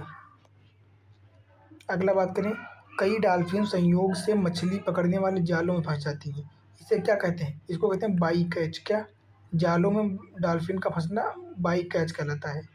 और गंगा नदी डॉल्फिन का वैज्ञानिक नाम हो जाएगा प्लास्टेनिस्टा गंगेटिका, क्या प्लास्टेनिस्टा गंगेटिका।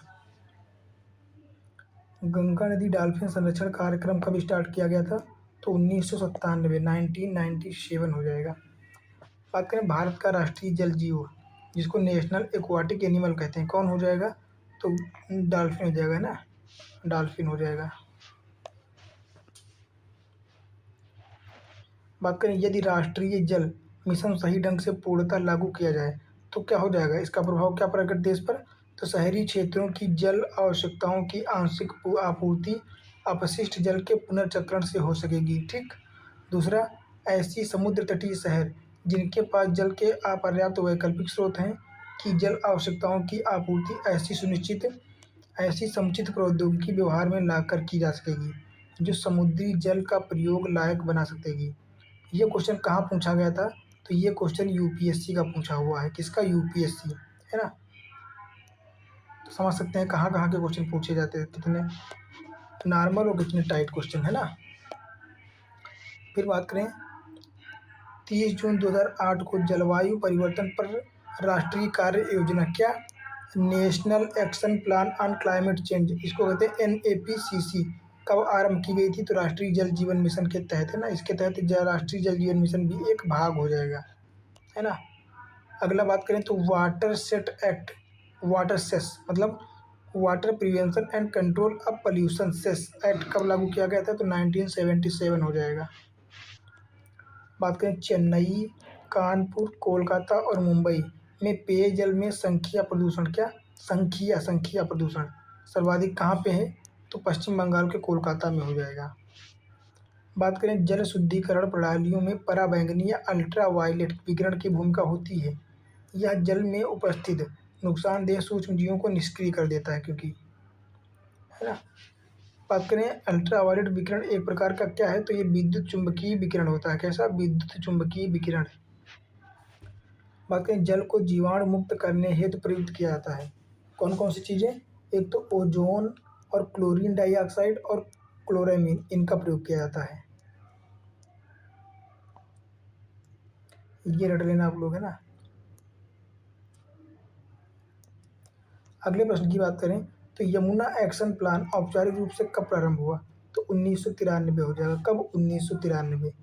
बात करें यमुना कार्य योजना, है ना, यमुना एक्शन प्लान, गोमती कार्य योजना आपको अप्रैल 1993 में अनुमोदित किया गया था, है ना। गंगा कार्य योजना द्वितीय चरण के तहत। अगला क्या हो जाएगा? श्री श्री रविशंकर की संस्था आर्ट ऑफ लिविंग द्वारा वर्ल्ड कल्चर फेस्टिवल आयोजित किया गया था, तो 11 से 13 मार्च 2016 के मध्य, है ना। बात करें वर्तमान में मैली निर्मल, क्या? मैली से निर्मल यमुना पुनरुद्धार योजना 2017 से चलाई जा रही है। यह स्वच्छता में महत्वपूर्ण भूमिका निभाएगी। कौन सी नदी के लिए चलाई जा रही है, तो ये यमुना नदी के लिए। कौन सी? यमुना नदी। बात करें राष्ट्रीय गंगा नदी बेसिन प्राधिकरण, NGRBA, नेशनल गंगा रिवर, है ना, बेसिन अथॉरिटी, ये नदी बेसिन से संबंधित है। इसकी प्रमुख विशेषताएं कौन सी हो जाएंगी कि नदी बेसिन योजना एवं प्रबंधन की इकाई, यह राष्ट्रीय स्तर पर नदी संरक्षण प्रयासों की अगुवाई करता है ना, आगे रहता है। अगला क्या हो जाएगा? इसके अध्यक्ष PM हो जाएंगे, प्रधानमंत्री, और उन राज्यों के मुख्यमंत्री जिनसे गंगा होकर बहती है, और इस प्राधिकरण के सदस्य होते हैं। यह प्राधिकरण क्या हो जाएगा, तो राष्ट्रीय गंगा नदी बेसिन प्राधिकरण। ये भी UPSC का क्वेश्चन है। ये सारे क्वेश्चन UPSC में पूछे गए हैं। अगला बात करें प्रदूषण नियंत्रण के उद्देश्य से राष्ट्रीय झील संरक्षण योजना NLCP के अंतर्गत जिन शहरी क्षेत्रों में पड़ने वाली जलमग्न भूमि को चुना गया है, कौन कौन से हो जाएंगे? भोज आर्द्रभूमि मध्य प्रदेश हो जाएगा, सुखना चंडीगढ़, और पिछोला राजस्थान, पिछोला झील राजस्थान, इनको चुना गया है ना। अगला हो जाएगा NLCP के अंतर्गत उड़ीसा की कौन सी आ जाएगी? बिंदु सागर झील, उड़ीसा। बिंदु सागर झील कहाँ पे है, तो उड़ीसा में। बात करें राष्ट्रीय झील संरक्षण कार्यक्रम के तहत किसको शामिल किया गया है, तो भीमताल, जो कि मध्य प्रदेश का है। बात करें फरवरी 2013 में राष्ट्रीय झील संरक्षण परियोजना और राष्ट्रीय नम भूमि संरक्षण कार्यक्रम को समन्वित कर आर्थिक मामलों पर मंत्रिमंडलीय समिति की स्वीकृति कब प्रदान की गई थी, किसके द्वारा, तो राष्ट्रीय जलीय पारिस्थितिक तंत्र संरक्षण योजना के द्वारा। किसके द्वारा? राष्ट्रीय जलीय पारिस्थितिकी तंत्र संरक्षण योजना, है ना। अब विविध की बात करेंगे हम लोग, है ना। देख लेते हैं विविध में कौन से क्वेश्चन पूछे गए हैं, किस प्रकार के।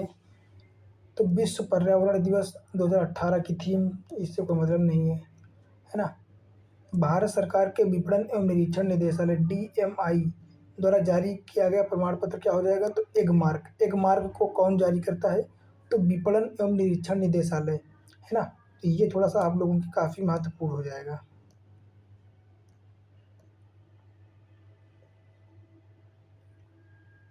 है ना। अगला बात करें तो जिसे दक्षिण गंगोत्री कहते हैं, जिसे दक्षिण गंगोत्री कहते हैं, क्या है ये, तो भारत का पहला अंटार्कटिका शोध केंद्र है। कौन सा? भारत का पहला अंटार्कटिक शोध केंद्र, है ना। इसकी स्थापना की बात करें तो 1983-84 में की गई थी। किसकी? दक्षिण गंगोत्री की। बात करें भारत ने अपने दूसरे अनुसंधान केंद्र मैत्री की स्थापना कब की है, तो 1988 और 89, है ना। अंटार्कटिका में भारत के तृतीय शोध केंद्र का इस नाम क्या है? भारती। क्या नाम हो जाएगा? भारती। स्थापना 2012 हो जाएगी, है ना। फिर बात करें 21वीं सदी में विश्व के पर्यावरण संरक्षण का कार्य योजना कौन सी थी, तो एजेंडा 21, है ना। बात करें सतत विकास के संदर्भ में संयुक्त राष्ट्र की गैरबद्ध स्वैच्छिक कार्य योजना क्या है, तो एजेंडा 21।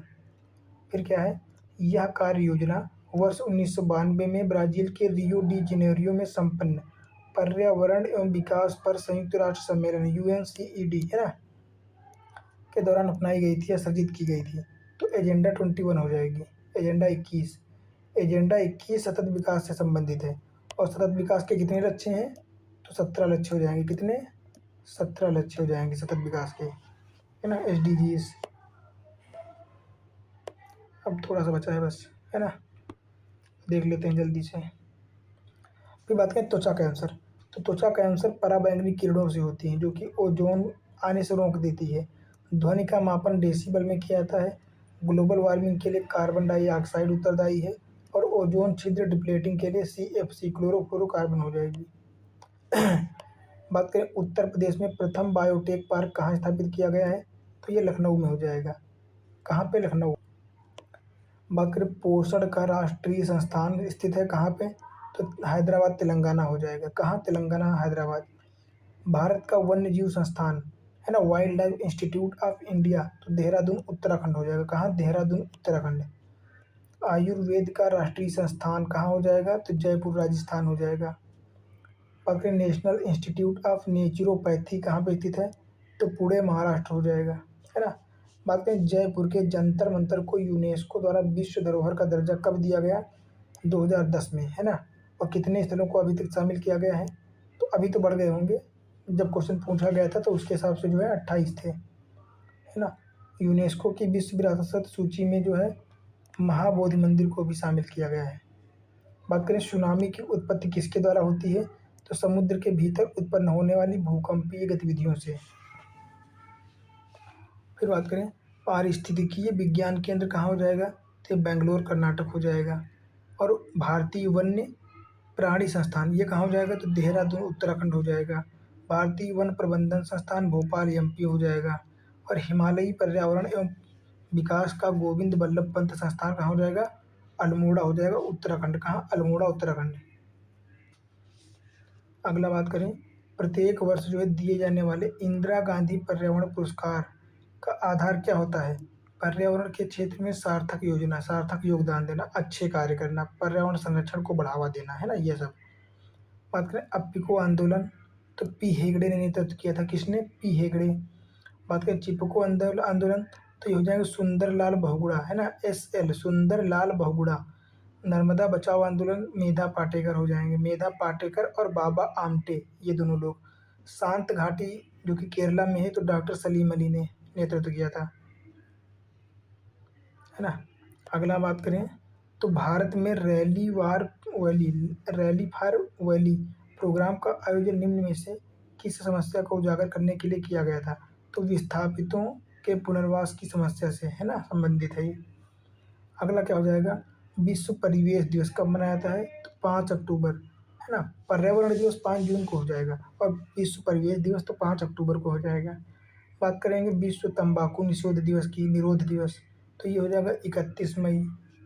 और 19 नवंबर को विश्व शौचालय दिवस मनाया जाएगा। क्या? विश्व शौचालय दिवस 19 नवंबर। बात करें विश्व पर्यावरण दिवस, तो 5 जून हो जाएगा। विश्व वानिकी दिवस 21 मार्च, है ना। विश्व पर्यावरण दिवस अक्टूबर का प्रथम सोमवार। और विश्व ओजोन दिवस 16 सितंबर। भारत के प्रधानमंत्री ने स्वच्छ भारत मिशन को आधिकारिक रूप जो है गांधी जयंती पर दिया। कब? गांधी जयंती पर। बात करें डायनोसोर जीवाश्म राष्ट्रीय उद्यान कहाँ पे है, तो धार हो जाएगा ना, धार जिले में। केंद्रीय शुष्क क्षेत्र अनुसंधान संस्थान काजरी, काजरी कहाँ पे हो जाएगा, तो जोधपुर राजस्थान। और सेंट्रल एरिड जोन रिसर्च कौन सा, सेंट्रल अरीड जोन रिसर्च इंस्टीट्यूट, तो ये भी जोधपुर राजस्थान हो जाएगा। बात करें Indian institute of ecology and environment कहाँ पे स्थित है, तो नई दिल्ली हो जाएगा। कहाँ हो जाएगा? नई दिल्ली। बात करें एगमार्क अधिनियम कब लागू किया गया था भारत में, एगमार्क एक्ट, तो 1937 हो जाएगा। क्या? 1937।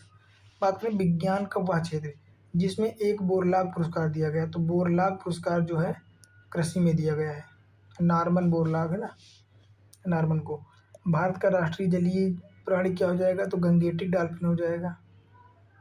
मौसम विज्ञान संबंधी प्रेषण के लिए जिसको गुब्बारों में भरने में उपयोग में आता है, तो गुब्बारों में हीलियम गैस भरी जाती है। कौन सी? हीलियम।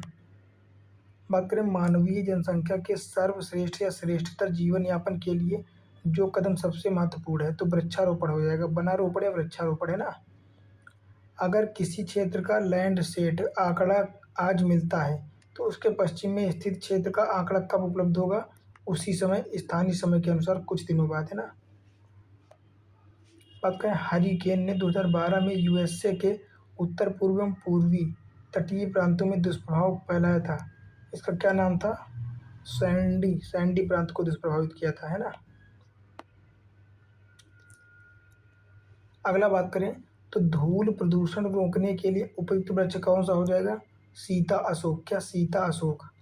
एजेंडा 21 में समझौते 4 हुए थे। कौन से 4 समझौते? यह नए शस्त्रों के प्रादुर्भाव को रोकने के लिए रासायनिक उद्योग का अन्वेषण करता है और यह पार्टियों को रासायनिक आयुध के खतरे के विरुद्ध सहायता एवं संरक्षण देता है। तो कौन हो जाएगा? OPCW, organisation for the prohibition of chemical weapons, है ना। रासायनिक आयुध निषेध संगठन हो जाएगा। इसमें टोटल 192 सदस्य हैं। कितने? 192, है ना।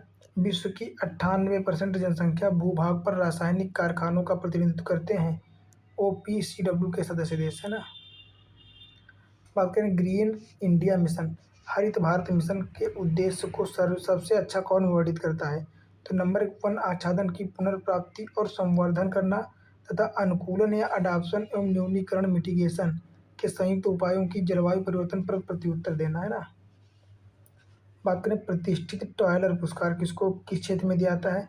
तो पर्यावरण सुरक्षा से संबंधित क्षेत्रों में। बात करें राजीव गांधी पर्यावरण पुरस्कार दिया जाता है श्रेष्ठतर योगदान के लिए। कौन से? तो स्वच्छ प्रौद्योगिकी विकास के लिए। कैसे? स्वच्छ प्रौद्योगिकी विकास के लिए। ग्लोबल 500 पुरस्कार प्रदान किए जाते हैं तो पर्यावरण प्रतिरक्षा के लिए। कौन से? पर्यावरण प्रतिरक्षा। बात करें प्राकृतिक आपदा हास्यीकरण या निम्नीकरण तथा अंतर्राष्ट्रीय दशक कब मनाया गया? तो 1990 से 1999। कब? 1990 to 1999, है ना। प्रत्येक माह के अंतिम शनिवार को राष्ट्रीय स्वच्छता दिवस मनाया जाता है। कहाँ पे? तो सिएरा लियोन में, जिसे मेगा डाइवर्स देश के रूप में जाना जाता है। कौन हो जाएगा? ऑस्ट्रेलिया।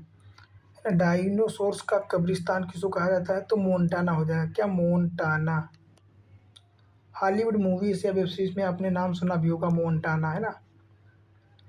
बात करें इको मार्क योजना, जो कि 1991 में उपभोक्ताओं को ऐसे उत्पादों को खरीदने के लिए प्रोत्साहित करने के लिए आरंभ की गई थी जिनका पर्यावरणीय प्रभाव कम हानिकारक हो, जो इको फ्रेंडली हो।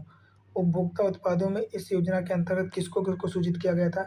साबुन एवं अपमार्जक, कागज एवं प्लास्टिक, सौंदर्य प्रसाधन एवं एरोसॉल्स, है ना। अगला बात करें भारत में पूर्व संवेष्टित प्री पैकेज्ड वस्तुओं के संदर्भ में खाद्य सुरक्षा और मानक पैकेजिंग और लेबलिंग विनियम 2011 के अनुसार किसी निर्माता को मुख्य लेबल पर सूचना अंकित करना अनिवार्य है। कौन कौन सी सूचनाएं? देख लेते हैं। एक तो उसमें संगठकों की सूची होनी चाहिए कि कौन कौन से जो है संगठक शामिल हैं। फिर बात करें पोषण विषयक सूचना या शाकाहारी या मांसाहारी, ये इतनी 3 से 4 जानकारियाँ देनी चाहिए, ये देनी अनिवार्य थी, है ना। कि वो शाकाहारी है या मांसाहारी चीज़ों से संबंधित है और उसमें किन किन चीज़ों को मिलाया गया है और उससे पोषक पर क्या प्रभाव पड़ेगा, कितनी मात्रा में, है ना। बात करें जो भारतीय वैज्ञानिक यूनेप द्वारा फादर ऑफ इकोनॉमिक इकोलॉजी कौन हो जाएंगे? MS स्वामीनाथन। कौन? MS स्वामीनाथन। यह क्रिया आधारित अनुसंधान, शिक्षा एवं लोक जागरूकता के माध्यम से प्रकृति को बचाने का प्रयास करता है। यह आम जनता के लिए प्रकृति खोज यात्राओं एवं शिविरों का आयोजन एवं संचालन करता है। कौन हो जाएगा? तो बॉम्बे नेचुरल हिस्ट्री सोसाइटी, जो कि कोलकाता से संबंधित। कहाँ से? कोलकाता से। बात करें सदाबहार वृक्ष, ये कोलकाता नहीं होगा, ये कोलकाता में। कहाँ पे? कोलकाता, वेस्ट बंगाल। बात करें सदाबहार फल वृक्ष क्या है? तो लोकाट है। क्या? लोकाट। मौसम अनुश्रवण युक्ति सोडार स्थापित है। कहाँ पे? कैगा और कलपक्कम कर्नाटका में। कहाँ पे? कैगा और कलपक्कम कर्नाटक में। देश में विंटर लाइन की प्राकृतिक परिघटना जिस नगर में दिखाई देती है वो क्या हो जाएगा? तो मसूरी हो जाएगा। क्या? मसूरी। प्रायद्वीपीय भारत है। निम्न हिम युगों से जिस युग में हिमानीकृत हुआ वो कौन सा था? तो प्लीस्टोसीन युग हो जाएगा। कौन सा? प्लीस्टोसीन हिम युग। बात करें यदि आप ग्रामीण क्षेत्र से होकर गुजरते हैं तो आपको यह देखने को मिल सकता है कि अनेक प्रकार के पक्षी चरने वाले पशुओं भैंसों के पीछे पीछे चलते हैं और उनके घास में चलने से अंशतः होने वाले कीटों को पकड़ने वाले ऐसे पक्षी क्या कहलाते हैं? तो इनको साधारण मैना कहते हैं। और ये भी यूपीएससी का प्रश्न है। कहाँ का? यूपीएससी का। अगला बात करें तो यह हिमालय के दक्षिण में उष्णकटिबंधीय एशिया में पाया जाने वाला एक पक्षी है। इसका मुख्य आहार आर्द्र भूमि के छिछले जलीय स्थलों में पाई जाने वाली छोटी मछलियां हैं। इसको क्या कहते हैं? इसको पेंटेड स्टॉक कहते हैं। क्या? चित्रित बलाक, है ना। बात करें, यह तिब्बत के पठार, भूटान तथा भारत के अरुणाचल प्रदेश, लद्दाख आदि में पाया जाता है। यह सर्वभक्षी है और पौधों की जड़ों, कंदमूल, आलू, कीड़े मकोड़े, मछली, मेढक, अनाज सब कुछ खा लेता है, किंतु मुख्य रूप से कटाई के पश्चात के खेतों में अन्न के अवशेषों को आहार के रूप में प्रयोग करता है। तो क्या हो जाएगा? काली गर्दन वाला सारस। कौन? काली गर्दन वाला सारस।